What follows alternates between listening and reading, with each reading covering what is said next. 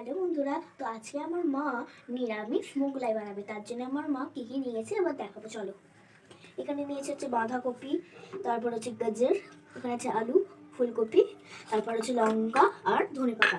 এবার আমার মা করছে, তোমরা একটু দেখো।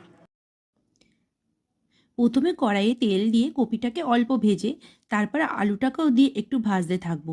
বাকি সবজিগুলো এবার দিয়ে দেব, গাজর আর বাঁধাকপি। এবার সব সবজিগুলোকেই লাল করে ভেজে নেব।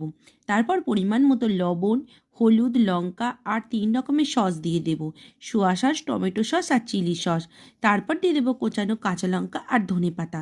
এবার সবগুলোকে একবার ভালো করে নেড়ে চেড়ে নেব। এবার আগে থেকে ময়দাটাকে মেখে নিয়েছিলাম, কয়েকটা রুটির মতন বেলে নিয়েছিলাম। এবার একটা রুটির মাঝখানে পুর দিয়ে দেব। এবার এদিক ওদিক করে ভাঁজ করে কড়াইয়ে বেশ অনেকটা তেল দিয়ে দেব। তেলে এবার এপাশ ওপাশ করে ভেজে নেব। তো দেখো